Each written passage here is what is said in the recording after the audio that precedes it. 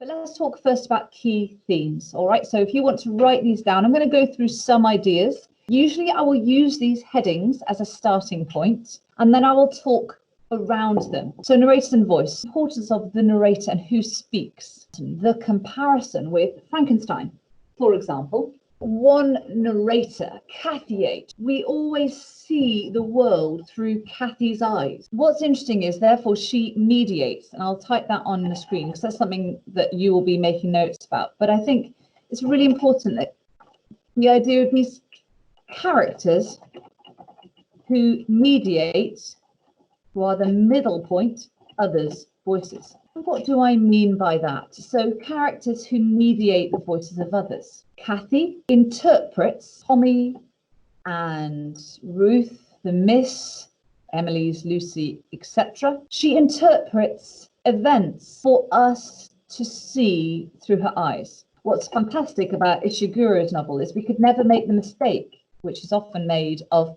assigning the narrator to the writer. So I think that's very helpful. Whereas sometimes when we're reading poetry, we fall into the trap of thinking that the poet is creating a narrator who is like them, which we can sometimes suggest, but we must be very cautious. So we've got a character who interprets, but also, of course, in Frankenstein, it's exactly the same. Everything is mediated through Walton. Why he's such a key character and why he's so interesting. Because, of course, Frankenstein sounds like him, because Frankenstein speaks to Walton and Walton interprets Frankenstein's story. So, of course, they sound similar. The creature meets Walton.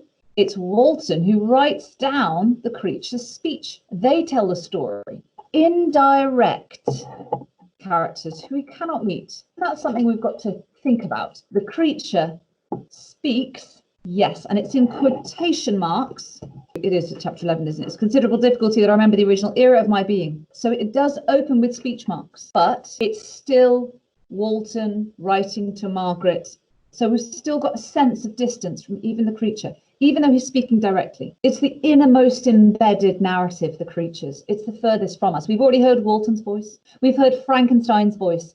And then in chapter 11, which we'll be doing from next week onwards, the noble character, the noble savage from the context, the most pure character is the one who's furthest from us. And you could have a question in the exam.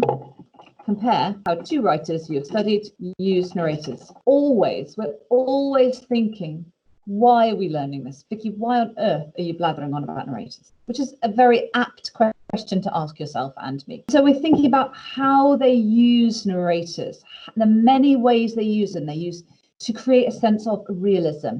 They use us to draw close to characters, as we do with Kathy. And also we draw close to Walton. We feel his pains. We feel Frankenstein's hardship and pains, and we feel the creature's pains and hardships. And the irony is, even when we are distanced from the creature, we still draw close to him. And perhaps, whereas, as Kathy's narration continues, perhaps we question her more as we go on. Now, I'm going to be cautious with that because, of course, we feel for her.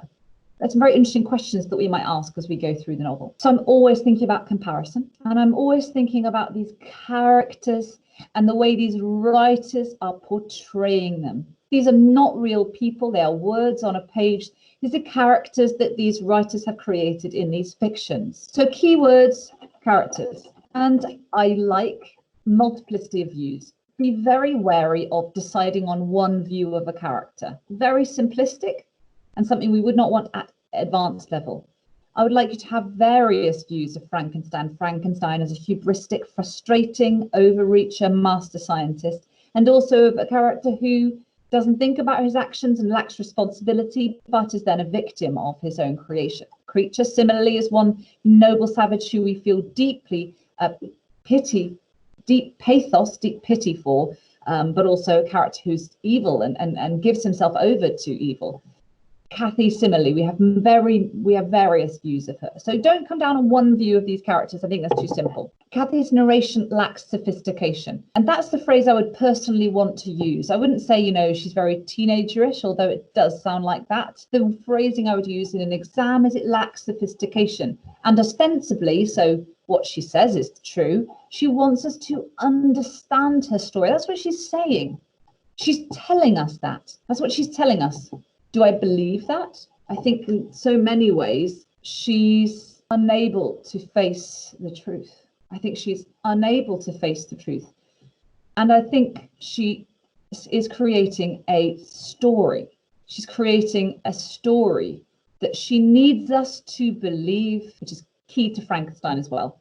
Needing to be heard, needing to be believed. Very much the case for the creature, for Frankenstein. Hear me, let me tell my tale, Frankenstein says. And the creature similarly needs to tell his tale. Hear my tale, he says on the last page of chapter 10. Hear my tale, it is long and strange. These characters need to be heard, to be validated, to be believed. And the context of Frankenstein's Rhyme of the Ancient Mariner, which you will need to look up, and I'm going to do in I think context PowerPoint 2 that will be going up in the next couple of days. Rhyme of the Ancient Mariner is central to this. So Kathy's style, there's very little subtlety in her style. It's banal, relatively mundane. She lacks complexity. She constantly digresses. She admits that she may not have it right. It's convoluted. In contrast, I'm already thinking, whereas in Frankenstein, we have the overly dramatic, the gothic, the amusing, the shocking, grave robbing, charnel houses, dead bodies sewn together, animated with life. And you have a sense of realism also in Frankenstein, spoken to, quoted from. You've got letters. I'm sure you've learned about this, but epistolary, do you know about epistolary? So letters, epistolary is in letter form, and that a sense of verisimilitude, the realism of the writing. So Shelley tries to create a sense of verisimilitude, a letter, direct speech from someone to someone else, name someone, where they're from, Genovese, lacking in realism and a sense of realism. We could argue that perhaps in Walton's mediating, Frankenstein has planned his tale, and therefore he has his persuasive side of the story ready. Well, he definitely does, yeah. And then let's have a little look at some of these links at the top. So Narrators and Voice. So these are the page references that you'll have, and you'll be able to watch this back. So 124, what's interesting is if you can get a highlighter, and I'm going to move swiftly through the book, so we'll look at these before we move on to the next one. And 124 is the first line. I should explain why I got so bothered by Ruth saying what she did. So the first line of chapter 11. And for that point, she joins sections very inexpertly. She joins sections very inexpertly. And I love being able to jump around books as you get to know them better. So I think this is really interesting. She constantly explains things. Two things that I would highlight that with that first sentence. She constantly explains things. I should explain why I got so bothered by Ruth saying what she did. It's very inexpertly joined. It's not a great chapter opening. It's very inexpert. Good. And then let's go on to 188, the fourth line of the page. 1, 2, 3, 4 lines down into 188.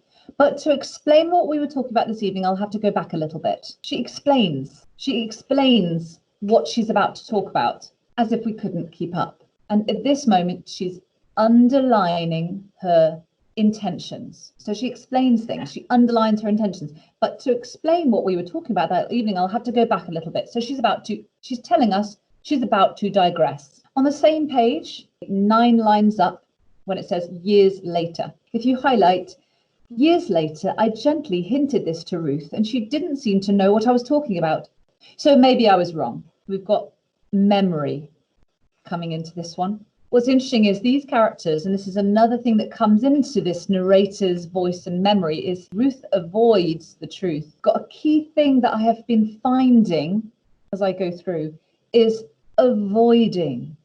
And look out for that when you are reading this and annotating it yourself. Avoiding dealing with the truth. Avoiding the truth. It happens throughout the novel.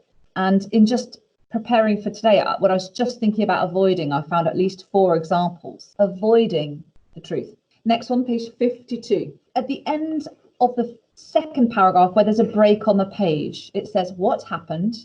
There's almost directly in the middle of the page. What happened after that row over the chess illustrates pretty well the point I'm making. Again, voice.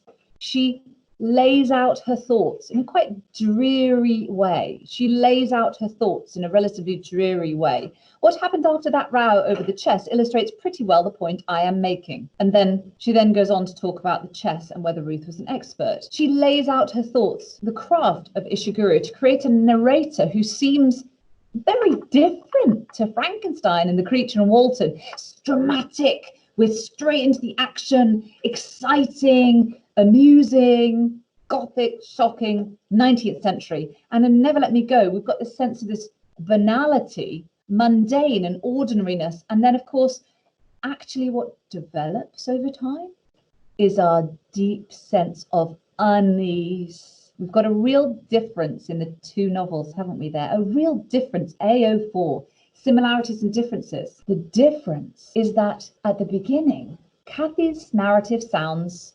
perfectly pleasant, curious. I'm going to look at this a little later.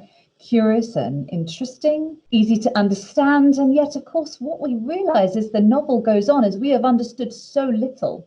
And it's what she doesn't say that's so important. When she says agitated, we realize it means pain. So much of Never Let Me Go is what is left unsaid between the cracks in Kathy's memory. What is unsaid, what is not shown. It's on the sidelines of what we hear and see through Kathy's eyes. And that's what makes this slow burning intensity so interesting as a comparison, because Frankenstein has that intensity, the drama from the beginning, from the outset. And we'll come back to that a lot as a key difference. And then on to 143. 143, and you can maybe see now why I was wary about it. She lays out her logic. Again, voice, she lays out her logic. So avoiding, I think, is a really interesting one. So I found, for example, 274, the avoidance of death, the avoidance of acknowledgement of death. For example, Ruth on page 18. 23, she avoids information with Tommy. Page 77, 64 and 66. So look out for the way these characters avoid the truth. You've got unreliable narrators, and to a certain extent, Frankenstein is a more typical unreliable narrator. I think that's quite an interesting one. He's much more typical unreliable narrator, as is Walton, because we become detective, piecing together what they say and don't say. Whereas with Kathy, she seems more open, but of course it's what's not said that is truly important. And her memories, she admits, are inadequate, but she can't express herself either. And I think that's what's really interesting, is we are very much more typically expecting Frankenstein to be an unreliable narrator and Walton to be unreliable narrators. When we get to the creature, we feel very deeply for him. Whereas Kathy, I think at the beginning, she seems more reliable, but as we piece it together, we realize she does not have the faculties, the ability to face her fate. She talks about taking time in this last year to do things she couldn't do before. She doesn't acknowledge it's because she's going to give away her organs and die. And that's an interesting query, isn't it? That Ishiguro is basically making this a novel about all of us, accepting the life things we are given, passively accepting the life we're given without raging against the machine. We are all Catholic.